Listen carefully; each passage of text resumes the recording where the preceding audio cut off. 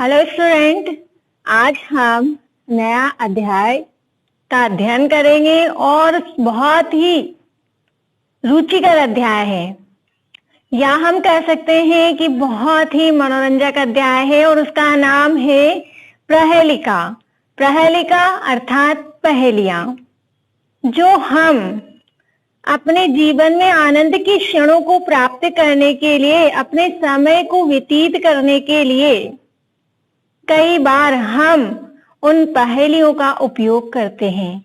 अपने मित्रों के साथ, अपने परिजनों के साथ जीवन को आनंदमय बनाने के लिए कई पहेलियों को हम आपस में पूछते हैं। अर्थात प्रश्नों को पूछने का एक ऐसा तरीका जो आनंद प्रदान करे, जो हास्यमय वातावरण उत्पन्न करे, तो वही पहेलियां जो हम अपने खेल खेल में खेलते हैं, उन्हीं पहेलियों पर आधारित है हमारा यह अध्याय प्रहेलिका। बूझो तो जानो, समझो और जानो। उत्तर इन्हीं पंक्तियों में छिपा हुआ है। कई प्रकार से हम अलग अलग प्रकार से इन पहेलियों को पूछते हैं और अपने आप को आनंद प्रदान करते हैं। जो ये पहेलियां हैं वह मनोरंजन की सबसे प्राचीन विधा है, सबसे पुरानी विधा है प्रहेलिका। पहेलियां पूछना और अपना मनोरंजन करना, आनंद करना, ये प्रायः पूरे विश्व की सभी भाषाओं में उपलब्ध है। सभी भाषाओं में पहेलियां पूछी जाती है और आनंद के साथ उत्तर भी खोजे जाते हैं या बताए जाते हैं बड़े उत्साह के साथ। तो जो संस्कृत के कवियों ने इन पहेलियों को बहुत समृद्ध बनाया है, अत्यंत ही समृद्ध किया है संस्कृत के कवियों ने। किनको? पहेलियों को।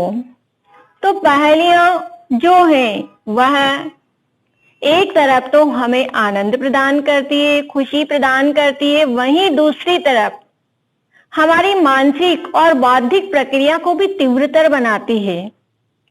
हमारे सोचने और समझने की जो शक्ति है वह भी बढ़ती है। हमारे सोचने समझने का जो मानसिक और बौद्धिक स्तर है उसका विकास होता है। किसके माध्यम से?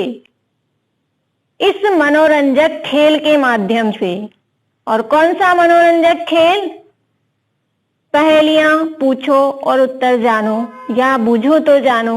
पहेलियों के आधार पर कई प्रकार के खेल भी खेले जाते हैं और इससे हमारा मानसिक और बौद्धिक स्तर क्या होता है? ऊपर विकसित होता है। तो जो पहेलियां पूछने की परंपरा है वह प्राचीन काल से चली आ रही है और इस अध्याय के माध्यम से हमारी उसी अनूठी परंपरा को बहुत ही रोचक और बहुत ही अच्छे और रुचिकर तरीके से यहाँ पर प्रस्तुत किया गया है। किसके माध्यम से? प्रहेलिका के माध्यम से। इसमें आपको वही पहेलियां पूछी जाएंगी और उसी पहेली में उसका उत्तर भी निहित होता है। बस जरूरत होती है तो अपनी मानसिक और बौद्धिक समझदारी की। हम उसी आधार पर उन पंक्तियों को पढ़ते हैं, समझते हैं और उसी में से अपने प्रश्न का उत्तर खोजने का प्रयास करते हैं। तो जो उत्तर खोजने की प्रक्रिया होती है उसी से बौद्धिक और मानसिक विकास होता है। हमारी जो स्मरण शक्ति है या स्मरण क्षमता जो है वह तीव्र हो जाती है। तो इसीलिए यह प्राचीन काल से चली आ रही जो परंपरा है वह आज भी उतने ही आनंद के साथ मनाई जाती है या खेली जाती है। आज भी बच्चे पहेलियां पूछने में उतना ही उत्साह दिखाते हैं और जो भी बच्चा पहेली पूछता है वह अंदर से अपने आप में बहुत प्रसन्न होता है और सुनने वाले भी उस पहेली को बहुत ही रुचि लेकर सुनते हैं और प्रयास करते हैं कि हम किसी न किसी प्रकार से इस प्रश्न का या इस पहेली का उत्तर निकाल लें। तो हम देखते हैं कि हमारी पहेलियां किस तरह की है। हमारे अध्याय में जो पहेलियां हैं उसमें क्या उनका उत्तर उसी में निहित है, और निहित है तो किस प्रकार से है। तो आइए हम अध्ययन करते हैं पहेली का, अध्याय का। और हमारी पहली पहेली है, कस्तूरी जायते कस्मात् को हन्ति करिणाम कुलम किम कुर्यात् कातरो युद्धे मृगात् सिंह पलायते। मृगात् सिंह पलायते शब्दार्थ देखिए, कस्मात् किससे, जायते उत्पन्न होती है, हन्ति मारता है, करिणाम हाथियों से। इसी का हिंदी अनुवाद समझते हम। कस्तूरी जायते कस्मात्, कस्तूरी किससे उत्पन्न होती है, या हमें कस्तूरी कहां से प्राप्त होती है। को हन्ति करिणाम कुलम, और हाथियों के कुल का कौन नाश करता है। हाथियों के वंश का या हाथियों के कुल का कौन नाश करता है। किम कुर्यात् कातरो युद्धे, और कायर युद्ध में क्या करता है। जो कायर व्यक्ति होता है युद्ध को देखकर क्या करता है वो, क्या वह डटकर वहीं मुकाबला करता है, क्या वह डटकर वहीं युद्ध करता है, या डर कर घबरा कर भाग जाता है। मृगात् सिंह पलायते, हिरण से शेर भाग जाता है, अर्थात हिरण से डरकर शेर भाग जाता है।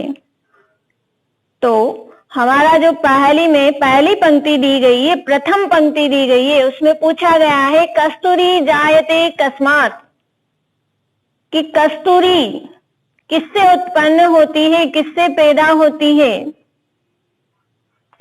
दूसरी पंक्ति में प्रश्न किया गया है कि हाथियों की कुल का नाश कौन करता है, और तीसरी पंक्ति के माध्यम से पूछा गया है कि कायर युद्ध में क्या करता है।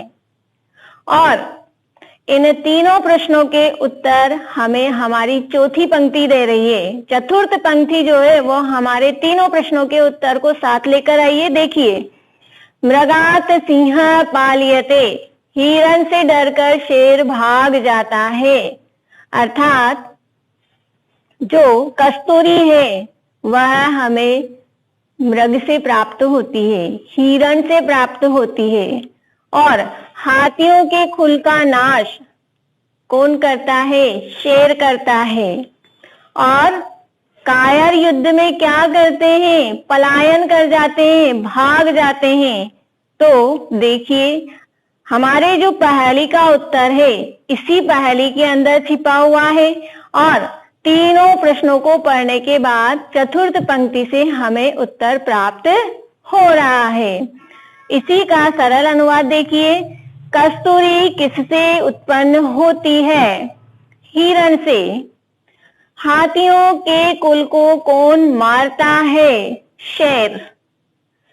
कायर युद्ध में क्या करता है, भाग जाता है। हिरण से शेर भाग जाता है। तो हिरण, शेर और भाग जाता है, तीनों प्रश्नों के उत्तर हमारी चौथी पंक्ति दे रही है। और अंतिम चरणे क्रमशः त्रयाणाम प्रश्नानाम त्रिविपदे उत्तरम ददतम।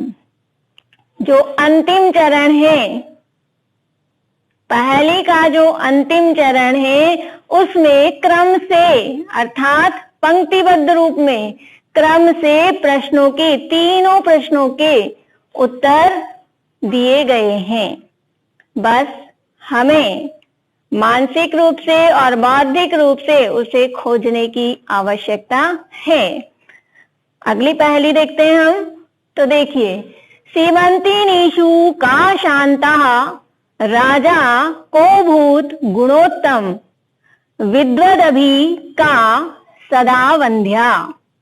अत्र उक्तम न बुध्यते। शब्दार्थ सीमंती नीषु नारियों में का कौन, को भूत कौन हुआ, विद्वद अभी विद्वानों द्वारा।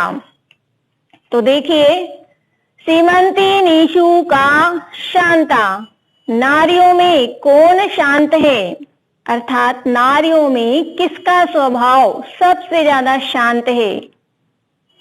राजा को भूत गुणोत्तम, और गुणों में उत्तम राजा कौन है, जिसके गुण सर्वोत्तम है, ऐसा राजा कौन है। विद्वदभी का सदा वंद्या, और विद्वानों में हमेशा किसकी पूजा होती है, विद्वानों में किसकी पूजा की जाती है। अत्रोक्तम न बुध्यते, सारे प्रश्नों का उत्तर यही है, अर्थात यही सब कुछ बताया गया है। न बुध्यते, केवल जाना नहीं गया है, हम उसे समझ नहीं पा रहे हैं। हमें सब कुछ यही समझाया जा रहा है, लेकिन हम उसे समझ नहीं पा रहे हैं। हमें उसको समझने के लिए और प्रयास करना पड़ेगा। तो देखिए सीमंती नीषु का शांता, नारियों में कौन शांत स्वभाव का है, प्रश्न यही किया गया है और उत्तर भी इसी पंक्ति में दिया गया है। अब उत्तर हमें निकालने के लिए हमें क्या करना होगा, प्रथम द्वितीय तृतीय चरणेषु प्रथमस्य वर्णस्य अंतिम वर्णेन संयोगात् उत्तरम प्राप्यते। हमें क्या करना होगा कि प्रथम पंक्ति का जो पहला वर्ण है और उसी पंक्ति का जो आखिरी वर्ण है, उन दोनों वर्णों का यदि हम संयोजन करते हैं, मिलाते हैं, तो हमें उत्तर प्राप्त हो जाता है। देखिए हम प्रयास करते हैं।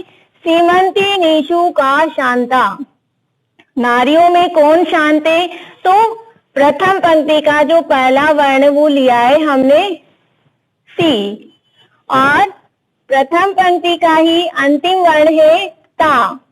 तो नारियों में शांत कौन है, सी, और ता को हमने मिलाया तो हमारा शब्द बन रहा है सीता, और प्रश्न का उत्तर हमें मिल रहा है कि नारियों में शांत स्वभाव वाली कौन है, सीता। अगला देखिए, राजा को भूत गुणोत्तम, गुणों में उत्तम राजा कौन है। द्वितीय पंक्ति का पहला वर्ण और अंतिम वर्ण दोनों का संयोजन हम करेंगे तो उत्तर हमें प्राप्त होगा राम। यानी कि द्वितीय पंक्ति का पहला वर्ण क्या है, रा, और अंतिम वर्ण क्या है, मह। तो दोनों का संयोजन करने पर हमारा जो शब्द बनेगा वह बनेगा राम। तो गुणों में उत्तम कौन है, राम। विद्वदभी का सदा वंद्या, विद्वानों में किसकी पूजा होती है। उसी क्रम में हम चलेंगे। तृतीय पंक्ति का प्रथम वर्ण और उसमें प्लस करेंगे अंतिम वर्ण और उत्तर हमें प्राप्त हो जाएगा। तो प्रथम वर्ण है वी और अंतिम वर्ण है ध्या। दोनों का संयोजन करने पर शब्द बनेगा विद्या, अर्थात विद्वानों में किसकी पूजा होती है, विद्या की पूजा होती है। अत्रोक्तम, यही सब दिया गया है, बताया गया है। न बुध्यते, लेकिन जाना नहीं जाता है। और जब समझने का प्रयास किया तो हम उसे जान गए हैं। इसी का सरलानुवाद देखिए। नारियों में कौन शांत है, सीता। गुणों में उत्तम राजा कौन है, राम। विद्वानों द्वारा हमेशा किसकी पूजा की जाती है, विद्या। यही कहा गया है, जाना नहीं जाता। तो पहेलियां इतनी रोचक होती हैं कि उनका उत्तर उसी में छिपा हुआ होता है। अपने रहस्य को वो खुद लिए हुए होती है, बस हमें समझने का प्रयास करना होता है। और जब हम बार बार समझने का प्रयास करते हैं तो हमारा मानसिक और बौद्धिक स्तर जो है वह तीव्र हो जाता है, अर्थात विकसित होता है। हमारी स्मरण शक्ति, स्मरण क्षमता भी पहेलियां पूछने और समझने से क्या होती है, बढ़ जाती है।